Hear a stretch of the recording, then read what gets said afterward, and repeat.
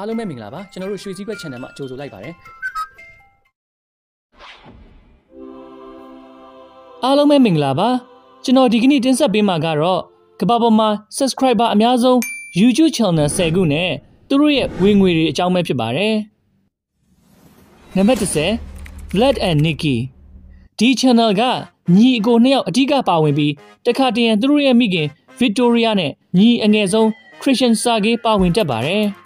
ကစားခြင်းခီးသွားခြင်းနဲ့အခြားစိတ်ဝင်စားဖွယ်အကြောင်းအရာများကိုတင်ဆက်ပေးနေတဲ့ရုရှားနိုင်ငံမှာ channel တစ်ခုဖြစ်ပါတယ်။ Vlad and Nikki သူတို့ရဲ့မိခင်နဲ့ညီအငယ်ဆုံးတို့ဟာ YouTube channel ပေါင်း21ခုကိုဘာသာစကား18မျိုးနဲ့တင်ဆက်နေတာဖြစ်ပါတယ်။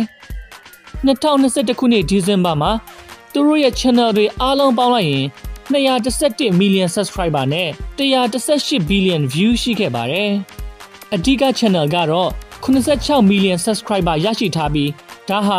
10ခုမြောက် subscriber အများဆုံး YouTube channel တစ်ခုပဲဖြစ်ပါတယ်။ Vlad and Nikki တို့က2018 April 23မှာ channel ကိုစတင်ခဲ့တာဖြစ်ပြီးအစပိုင်းမှာဒီနာမည်မဟုတ်ခဲ့ပဲ Vlad is Twice ဆိုတဲ့နာမည်ကိုအသုံးပြုခဲ့ပြီးသူတို့ရဲ့ဗီဒီယိုတွေဟာခင်မင်ရင်းနှီးမှုနဲ့ဝေမျှခြင်းအကြောင်းအရာများပဲဖြစ်ပါတယ်။ဗီဒီယိုအများစုမှာ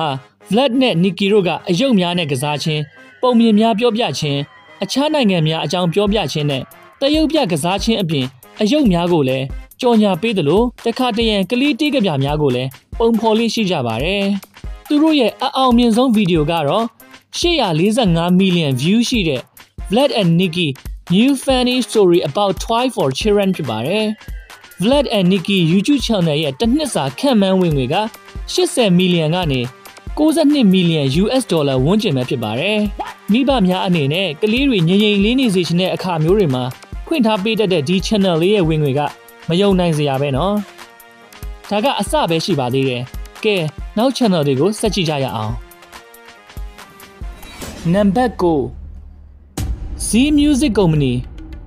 Z Music Company ဟာအိန္ဒိယနိုင်ငံမွန်ဘိုင်းမြို့က Z Entertainment Enterprise Limited အခွဲ music channel တစ်ခုဖြစ်ပြီး2012ခုနှစ်မတ်လမှာစတင်ထူထောင်ခဲ့တာဖြစ်ပါတယ်။ဒီ Z Entertainment Enterprise ဟာအခြား YouTube channel များစွာကိုလည်းပိုင်ဆိုင်ပါသေးတယ်။ဒီ channel ရဲ့လူကြည့်အများဆုံးဗီဒီယိုကတော့ My Ho Tom Ham ကိုဖြစ်ပြီး2021ခုနှစ်ဒီဇင်ဘာအထိကြည့်ရှုသူပေါင်း1 billion အထက်ရှိပါတယ်။ Z Music Company ဟာ subscriber 80 million နဲ့43 billion view ရရှိထားတဲ့6ခုမြောက် subscriber အများဆုံး YouTube channel တစ်ခုဖြစ်ပါတယ်။ဒီ channel ဟာ2019 match လတုန်းက Fernand Flow ကိုကျော်လွန်ပြီး top 20 ဝင်ခဲ့တယ်လို့2018 August 15မှာ Bada Boom channel ကိုကျော်လွန်ပြီး top 10 စာရင်းထဲဝင်လာခဲ့တာဖြစ်ပါတယ်။ Social Blade ရဲ့အဆိုအရဒီ channel ရဲ့လစဉ်ဝင်ငွေက 3.7 million US dollar ပဲဖြစ်ပါတယ်။နံပါတ်8 Like Nestia Anastasia ဟာ29ရက်နေ့ January လ2014ခုနှစ်မွေးဖွားခဲ့တဲ့ YouTuber တဦးဖြစ်ပါတယ်။သူမနဲ့သူ့အဖေဟာကလေးတွေအတွက် Like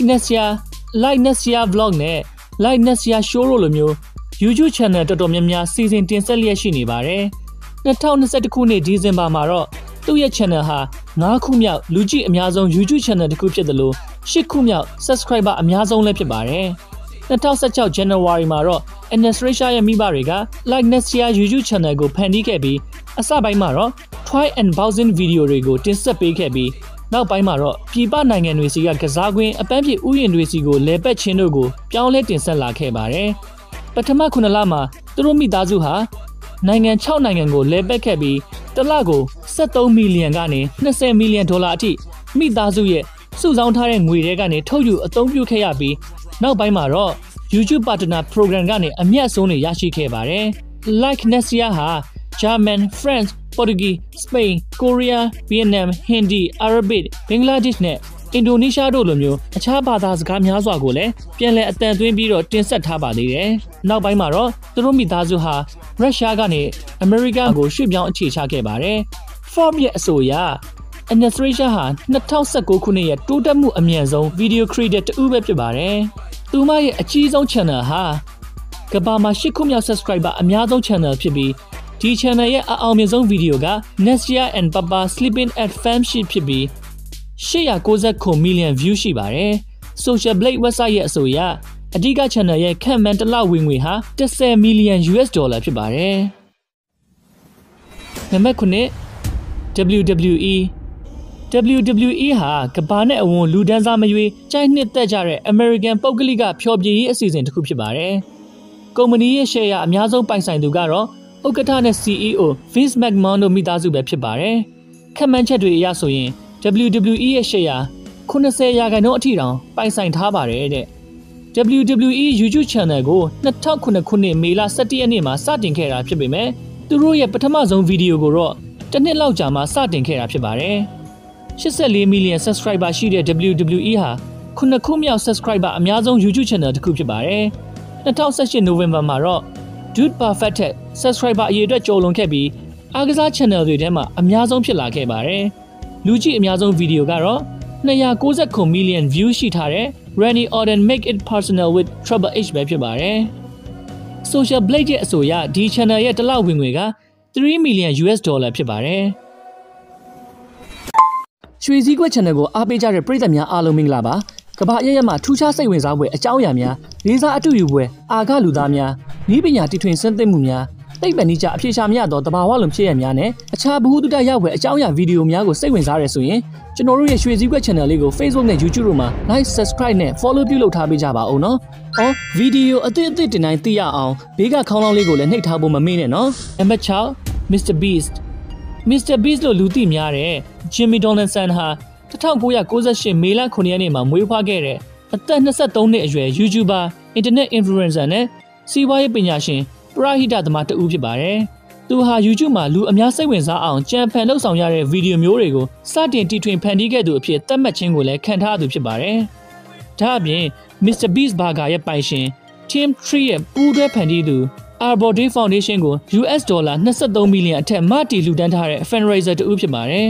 ။ Donald ဟာ2012ခုနှစ်သူ့အသက်73နှစ်အရွယ်ကလေးက Mr Beast ဆိုတဲ့နာမည်နဲ့ YouTube ဗီဒီယိုတွေကိုစတင်ဖန်တီးခဲ့တာဖြစ်ပါတယ်။2019ခုနှစ်ကျမှ I counted to 100,000 ဆိုတဲ့ဗီဒီယိုနဲ့စတင်ရေပန်းစားလာခဲ့တာဖြစ်ပြီးတစ်ချိန်တည်းမှာပဲအောင်မြင်လာခဲ့တာပါသူ့ရဲ့လူကြိုက်များတဲ့ဗီဒီယိုတစ်ခုကတော့သူ့ရဲ့လုပ်ငန်းကိုပိုမိုဖွံ့ဖြိုးလာစေဖို့ငယ်တငယ်ချင်းတွေကိုအခကြေးငွေပေးပြီးတော့ငှားရမ်းတဲ့ဗီဒီယိုပဲဖြစ်ပါတယ်2021ဒီဇင်ဘာ18မှာတော့သူ့ရဲ့အဓိက YouTube channel ဖြစ်တဲ့ Mr Beast က86 million subscriber နဲ့14 billion view နဲ့6ခုမြောက် subscriber အများဆုံး channel တစ်ခုဖြစ်လာခဲ့ပါတယ်ဒီအဓိက channel အပြင်အခြား10ခုဟာလည်းတစ်နှစ်မတိုင်ခင်မှာပဲ10 million subscriber ရရှိလာခဲ့ပါတယ်။သူ့ရဲ့ channel 17ခုလုံးရဲ့ subscriber က168 million နဲ့ကြည့်ရှုသူကတော့23 billion ဖြစ်ပါတယ်။အဓိက channel ရဲ့လူကြည့်အများဆုံးဗီဒီယိုကတော့181 million view နဲ့456,000 Squid Game in Real Life ဖြစ်ပါတယ်။ Social Blade ရဲ့အဆိုအရဒီအဓိက channel ရဲ့တစ်လဝင်ငွေက3 million US dollar ဖြစ်ပါတယ်။ Number 5 Kids Diana Show Kids Diana Show ဟာ Ukraine က Diana ဆိုတဲ့ကလေးမလေးရဲ့ YouTube channel တစ်ခုဖြစ်ပါတယ်။ Eva Diana ဟာ2014ခုနှစ် April 1မှာမွေးဖွားခဲ့တဲ့အသက်9နှစ်အရွယ်ကလေးလေးဖြစ်ပေမဲ့သူ့မိဘတွေရဲ့အကူအညီနဲ့ YouTube channel တော်တော်များများကိုကစားတဲ့အကြောင်းတွေစွန့်စားခရီးစဉ်အကြောင်းတွေရိုက်ကူးတင်ဆက်လေးရှိပါတယ်။ Kids Diana Show ဟာကလေးသချင်းတွေ unboxing video တွေအယုတ်အကြောင်းတွေအပြင်ပညာပေးနဲ့တရုတ်ပြကစားခြင်းတို့ပါဝင်ပါတယ်။အကြောင်းအရာတွေပြောပြဖို့အတွက်စကားလုံးတွေအစားတရုတ်ဆောင်အမှုအရာနဲ့အဝတ်အစားတို့ကိုပုံမအသုံးပြုပါတယ်။ Kids Diana Show ကိုရှားဘာသာစကားတွေဖြစ်တဲ့ Hindi, Japan, Indonesia, Russia, Spain, Germany နဲ့ Portuguese ဘာသာစကားများဖြင့်လည်းပြန်လည်အတန်သွင်းတင်ဆက်လေးရှိပါတယ်။ Diana Show ဟာ YouTube Streaming Award ရဲ့ကလေးနဲ့မိသားစုအမျိုးအစားပြီးတော့2021ခုနှစ် Short Award ရဲ့ကလေးနဲ့မိသားစုမိဘအုပ်ထိန်းမှုအမျိုးအစားများတွင်စကားတင်စရင်ဝင်ခဲ့ဖူးပါတယ်။2021ခုနှစ်ဒီဇင်ဘာမှာတော့ Kids Diana Show ဟာ66 billion view အထက်ရှိခဲ့ပါတယ်။ဒါဟာ Ukraine မှာ YouTube channel တွေထဲမှာအများဆုံးဖြစ်တယ်လို့ကလေးတွေအတွက်ရည်ရွယ်တဲ့ YouTube channel တွေထဲမှာဒုတိယအအောင်မြင်ဆုံးဖြစ်ပါတယ်။ဒီ channel လေးရဲ့လူကြည့်အများဆုံးဗီဒီယိုကတော့900 million view ရှိတဲ့ Diana Like It Kids Song ပဲဖြစ်ပါတယ်။ Social Blade ရဲ့အဆိုအရ Kids Diana Show ရဲ့တစ်လဝင်ငွေက4.6 million US dollar အထိဖြစ်တယ်လို့သိရပါတယ်။ Number 4 PewDiePie Felix Arvis ဟာ1989အောက်တိုဘာ24မှာမွေးဖွားခဲ့တဲ့ 32နှစ်အရွယ်ဆွီဒင်လူမျိုး YouTuber တူဖြစ်ပြီးအဓိကအားဖြင့်သူ့ရဲ့ဟာသဆန်ဆန်ဗီဒီယိုနဲ့ show တွေကြောင့်ထင်ရှားလာခဲ့တာဖြစ်ပါတယ်။ Felix ဟာ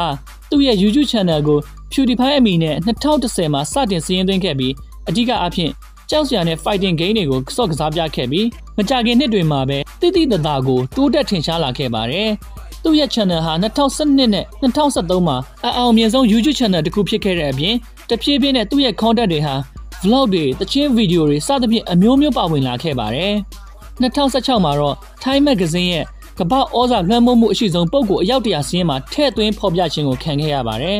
။လက်ရှိအချိန်မှာတော့သူ့ရဲ့ channel ဟာ4ခုမြောက် subscriber အများဆုံး channel တစ်ခုဖြစ်တယ်လို့တဦးတည်းကကင်တွယ်တဲ့ channel တွေထဲမှာတော့ subscriber အများဆုံးဖြစ်ပါတယ်။ Felix ဟာ2014ဒီဇင်ဘာ29ကနေ2019 February 14အထိ view အများဆုံးရရှိထားတဲ့ YouTuber တဦးဖြစ်ခဲ့ပြီးယခုအချိန်မှာတော့24ခုမြောက်လူကြည့်အများဆုံးဖြစ်တယ်လို့တဦးတယောက်တည်းကကင်တွယ်တဲ့ page မှာတော့6ခုမြောက်လူကြည့်အများဆုံးဖြစ်ပါတယ်။2021ခုနှစ်ဒီဇင်ဘာမှာတော့သူ့ရဲ့ channel ဟာ117 million subscriber နဲ့ကြည့်ရှုသူပေါင်း28 billion ရရှိထားပါတယ်။သူ့ရဲ့တင်ဆက်မှုတွေဟာတီးတန့်ရက်တည်တဲ့ game တွေကိုလူသိများထင်ရှားစေသလိုအယောင်မြင့်တက်စေပြီးမရှိစင်ရသားတွေအတွက်ရန်ပုံငွေမြင့်တင်ပေးပါတယ်။သူ့ channel ရဲ့လူကြည့်အများဆုံးဗီဒီယိုကတော့300 million view ရရှိထားတဲ့ Pack လာစာညာဖြစ်ပါတယ်။ Social Blade ရဲ့အဆိုအရ PewDiePie ရဲ့လစဉ်ဝင်ငွေက5 million US dollar ဖြစ်ပါတယ်။နံပါတ်3 Set India Sony Entertainment Television ဟာ1995အောက်တိုဘာလမှာစတင်ခဲ့တဲ့ Sony Picture Network ရဲ့အခွဲတစ်ခုဖြစ်ပါတယ်။ YouTube channel ကိုတော့2006စက်တင်ဘာ21ရက်နေ့မှာစတင်လာခဲ့တာဖြစ်ပြီးနေ့စဉ်ဗီဒီယိုအနည်းငယ်သာပုံမှန်တင်လေးရှိပါတယ်။2021ခုနှစ်ဒီဇင်ဘာမှာတော့ဒီ channel ဟာလစဉ်ကြည့်ရှုသူ3.5 billion ရရှိက4 million subscriber နဲ့ subscriber ကိုကြည့်ရှုသူပါအများဆုံးတိုးတက်တဲ့ channel တစ်ခုဖြစ်လာခဲ့ပါတယ်။ဒီ channel ကတတိယမြောက် subscriber အများဆုံးနဲ့တတိယမြောက်ကြည့်ရှုသူအများဆုံးအဖြစ်အမြဲရပ်တည်လျက်ရှိနေပါတယ်။ဒီ channel ရဲ့လူကြည့်အများဆုံးဗီဒီယိုကတော့200 billion view ရှိတဲ့ Crime Patrol Die 100 ဖြစ်ပါတယ်။2021ခုနှစ်ဒီဇင်ဘာမှာတော့ဒီ channel ဟာ subscriber 123 million ရှိခဲ့ပါတယ်။ Social Blade ရဲ့အဆိုအရဒီ channel ရဲ့တစ်လဝင်ငွေဟာ10 million US dollar ဖြစ်ပါတယ်။နံပါတ်2 Cocomelon ဟာ UK ကုမ္ပဏီ Moonbag ပိုင်ဆိုင်ပြီး American ကုမ္ပဏီ Treasure Studio ကနေကင်တွယ်နေတဲ့ YouTube channel တစ်ခုဖြစ်ပါတယ်။ Cocomelon ဟာအဓိကအနေနဲ့ 3D animation နဲ့ရိုးရာကလေးတေးကပြတွေပြီးတော့သူတို့ရဲ့ကိုယ်ပိုင်ကလေးသချင်းတွေကိုတင်ဆက်ပေးလျက်ရှိပါတယ်။2021ဒီဇင်ဘာမှာတော့ဒီ channel ဟာ America မှာလူကြည့်အများဆုံး YouTube channel တစ်ခုဖြစ်ပြီးကမ္ဘာမှာတော့ဒုတိယလူကြည့်အများဆုံးဖြစ်ပါတယ်။ဒါအပြင်ကလေး channel တွေထဲမှာ subscriber အများဆုံးဖြစ်ပါတယ်။ဒီ channel ကို2006ခုနှစ်စက်တင်ဘာ2ရက်နေ့မှာစတင်ခဲ့တာဖြစ်ပြီးလက်ရှိမှာတော့125 million subscriber ရှိပါတယ်။ Cocomelon channel ကိုလည်းအခြား channel တွေလိုပဲ Germany, Portuguese, Spain, Italy ပြင်သစ်နဲ့အခြားဘာသာစကားအများကြီးကိုဘာသာပြန်ထားပါသေးတယ်။ဒီ channel ရဲ့အကျော်ကြားဆုံးဗီဒီယိုကတော့ကြည့်ရှုသူ5 billion ရရှိထားတဲ့ Bets on Cocomelon Nursery Rhymes and Kids Song နဲ့ဖြစ်ပါတယ်။ Social Blade ရဲ့အဆိုအရဒီ channel ရဲ့တစ်လဝင်ငွေကတော့12 million US dollar အထိရှိပါတယ်။နံပါတ်1 T-Series ဟာကမ္ဘာပေါ်မှာ subscriber အများဆုံး YouTube channel တစ်ခုဖြစ်ပါတယ်။အိန္ဒိယနိုင်ငံသားစီးပွားရေးသမားရုပ်ရှင်နဲ့တီးဂီတာထုတ်လုပ်သူ Goshen Kumar ဆိုသူတည်ထောင်ခဲ့တဲ့တေးသံသွင်းတဲ့ရုပ်ရှင်ကုမ္ပဏီ Super Castle Industry Private Limited ပိုင် channel တစ်ခုဖြစ်ပါတယ်။ဒီ channel ကို2006ခုနှစ်မတ်လ23ရက်နေ့မှာထူထောင်ခဲ့တာဖြစ်ပြီး203 million subscriber နဲ့ channel တစ်ခုလုံးကြည့်ရှုသူ186 billion ရှိတာကြောင့် YouTube channel တွေထဲမှာအမြဲတမ်းအတွက်နံပါတ်1 subscriber အများဆုံးနဲ့ကြည့်ရှုသူအများဆုံး channel တစ်ခုဖြစ်ပါတယ်။ဒုတိယအများဆုံး channel ဖြစ်တဲ့ Cocomelon နဲ့ subscriber 65 billion နီးပါးကွာဟပြီး